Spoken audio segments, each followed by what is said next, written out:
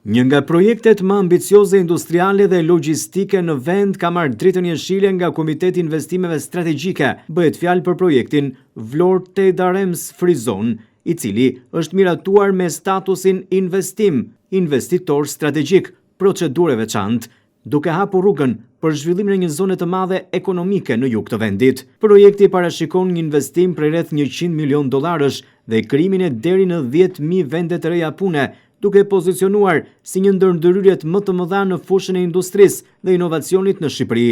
Zona do të shtrihet në zonën industriale të Vlorës në një sipërfaqe për rreth 158.2 hektarësh në territorin e Bashkisë së Vlorës, ku do të zhvillohet një ekosistem industrial, logjistik dhe teknologjik. Projekti synon të ndërthurë prodhimin industrial me teknologji të avancuara, përfshi automatizimin dhe inteligjencën artificiale, si dhe aktivitetet të përpunimit të lehtë të metaleve dhe energjisë së rinovueshme. Sipas vendimit, kompania Rems Albania do të veprojë si zhvillues i zonës, duke realizuar ndërtimin e infrastrukturës bazë dhe më pas dhënien me qira të hapësirave për biznese të ndryshme që do të operojnë brenda saj. Statusi strategjik i projektit një sër lehtësish, duke përfshirë procedura të përshpejtuara për leje dhe autorizime, asistencë institucionale dhe mundësinë për vënien në dispozicion të pasurive shtetërore për zhvillimin e projektit. Në të njëjtën kohë, projekti shoqërohet me disa sfida administrative dhe ligjore,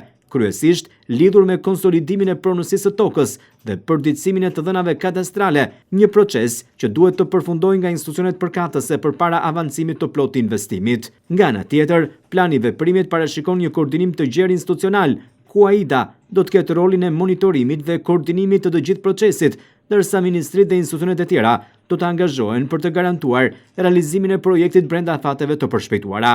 Ky zhvillim vjen në një moment kur Shqipëria po synon të tërheqë investimet të huaja në sektor me vlerë të shtuar, duke përdorur zonat Teda si instrument për të rritur konkurrueshmërinë dhe për të diversifikuar ekonominë.